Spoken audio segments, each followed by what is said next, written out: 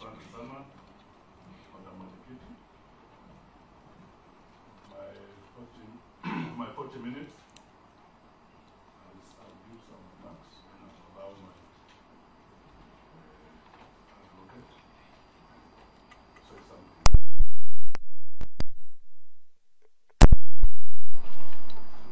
This is a case of gross violations of the Constitution, gross misconduct, and stereo responsibility. National agenda of this administration, William Ruto, security is noble. And from the onset, I must say, we support the president because agriculture is the backbone. If the country is food secure, then you have a healthy nation. It is too critical a matter for this country to be jeopardized. Madam Chair, this motion highlights various violations meted out against innocent Kenyans through distribution of fertilizer as we demonstrated. Consumer rights have been violated, and someone must be held accountable. Ministry of Agriculture and Livestock has gone ahead. Who must take responsibility? In fact, in serious democracies, by now, the minister should have resigned.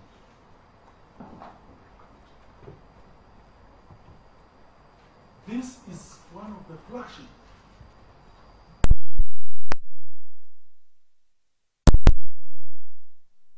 And as I said, we support the president.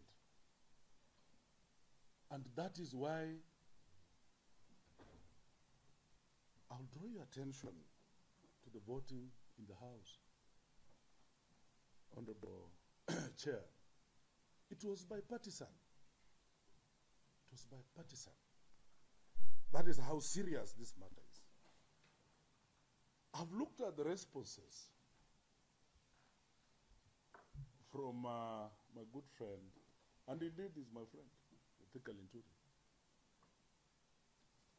There is a Luya saying that says, I would wish that this should become this, so that I don't listen to what the Honorable Minister is trying to say. That, Honorable Chair, 149 members of Parliament, and indeed those who were in the House that day, will understand that there were more people. Cards were not working, and the Speaker ruled on this. 19 members, including the Honorable Nabina Bwera, my good uncle, the Honorable Michomba, they did not vote. 19 members of Parliament who supported this motion and who were in the House did not vote. It should be understood that 24 members of Parliament were out of the country, had petitioned the Clerk of the National Assembly if they can vote virtually. 24. Those numbers are growing. It is incredibly and serious. Honestly, a whole National Assembly saying something is wrong. Something is wrong. And it will be very, whatever happens to this case, it will be very, it will be not business as usual. Because that voting, it was a vote of no confidence to the minister. It has consequences. I would be keen to imagine how ambassadors will be dealing with it. Our good friends on high moral ground, the United States, the EU, of which we shall be appealing to them. that indeed the National Assembly has passed a vote of no confidence. In that alone, it speaks volumes. It speaks volumes. And I think the minister has guts even to be here today. This motion is not about me. This motion is not about the National Assembly.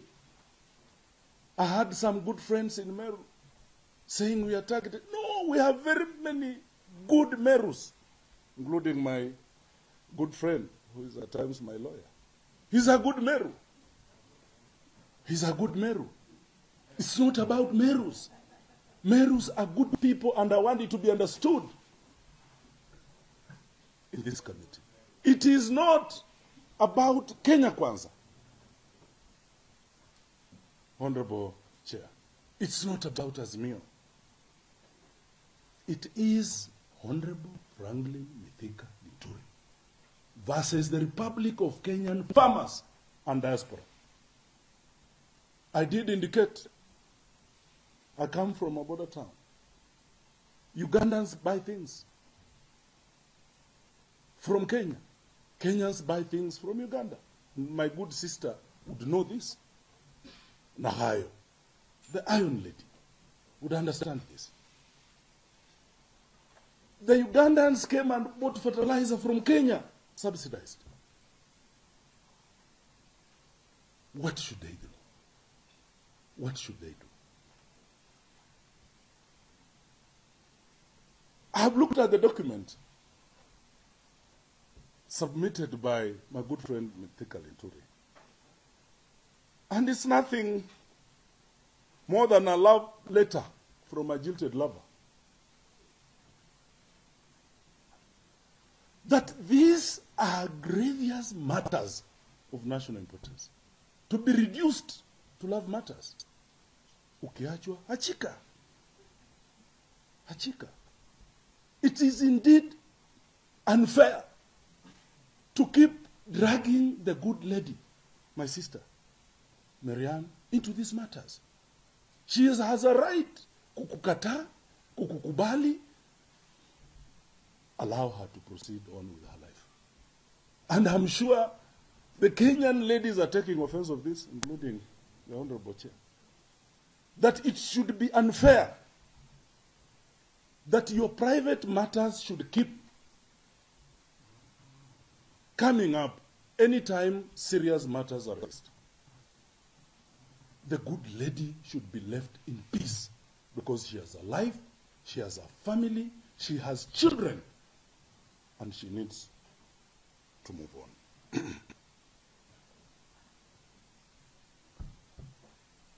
We shall speak. This is a select committee. We shall say that which we want to say and that which we think is important. I did indicate yesterday that very many people approached me to drop this motion. I refused. And in fact, I told one of them, I'm different from the Honorable Mithika Linturi. It should be understood, Honorable Chair, that the Honorable Mithika Linturi started a process such as this. This was going to be the second one in the new constitutional order. Had he been serious, he went ahead, he collected signatures, it was put on the order paper, his motion. What did he do? He went to Naivasha, was given money and love. That indeed it is a demonstration .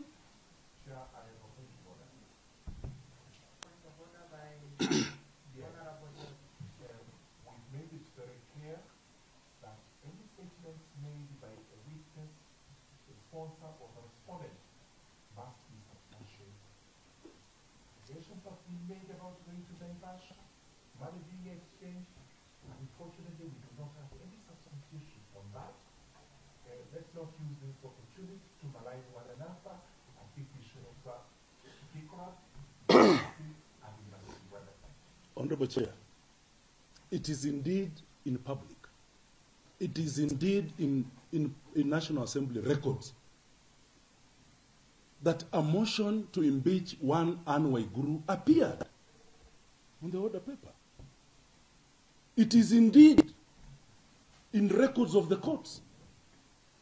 In the divorce case of the Honorable Franklin Mithika Linturi and Aldai Member of Parliament, Marianne Keitani, as to where the member... Honorable Wamboka, I think you should limit yourself to the subject. Well guided, Chair.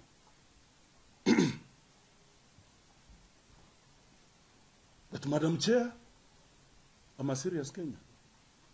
I had to do this, and I have done this. Those who don't know, I'm defined by Bayaya, Bala, Banyangali, and Batachoni clans. That definition, those sub-tribes cannot allow me to be bought, cannot allow me to be subverted. That is why we're here. It's because I'm serious, and I will die for the farmers of Kenya.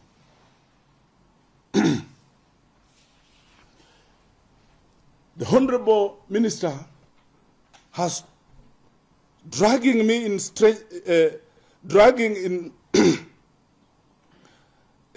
dragging strangers in the name of my alleged affairs, which cannot negate the fact that innocent Kenyans are suffering. I would want to understand, by you saying that so and so is Jack's wife, is the Honorable Member's wife, how does that relate to the suffering of Kenyans? How does that relate? And if indeed Honorable Chair of Justice Committee is fair, is only seeing one side when we speak, why should the minister bring no, I'm reacting. It is in his submissions. I don't want this committee to be turned, this investigation to be turned into lack of investigation. Please limit yourself to your motion. Yes, Honorable Chair, but it must be noted and be on record that in his submissions... Yeah, point of order by Honorable Rachel, Dr. The Chair did not intend to interfere with statements that the Honorable Wamboka is making, but I would like to raise a matter on Standing Order 77 concerning the language that we use. And 77 says, all proceedings in the House shall be conducted in Kiswahili, English, or in Kenyan Sign Language. Twice, Honorable Chair, the Honorable Wamboka has mentioned words in a language that we did not understand, and I thought that he was going to translate so that we can understand.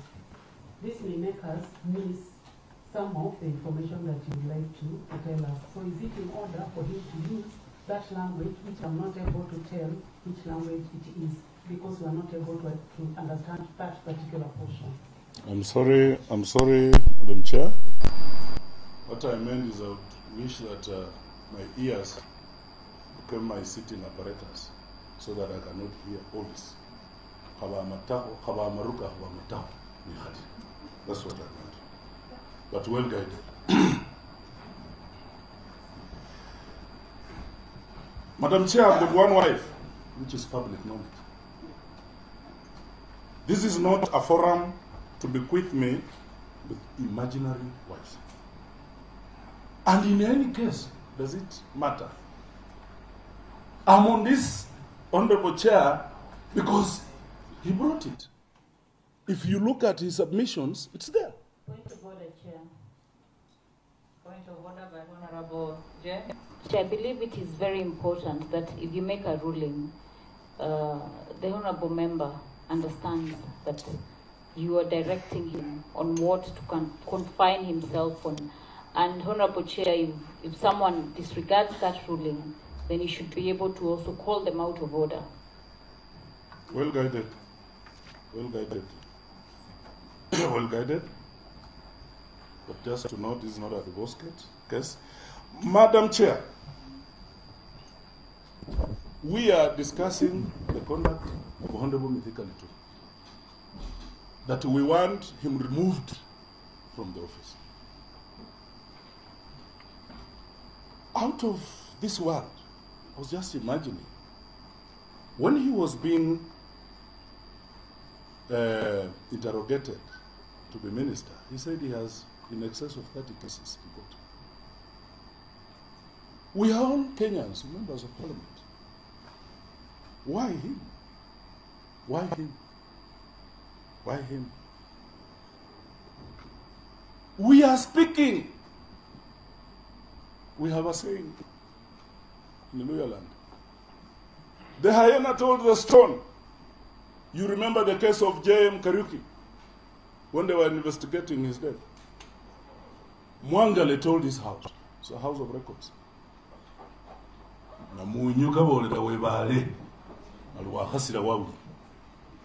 The hyena told the stone that even if you keep quiet, you've heard me. Honorable Mithika Linturi, even if through the chair, even if you keep quiet, you've heard the cries of the Kenyan people. Thank you, Madam Chair. Now, call my lawyer, the Honorable Dr. Haminwa, to give the balance in a minute. Asanteni sana, Mungu ambariki.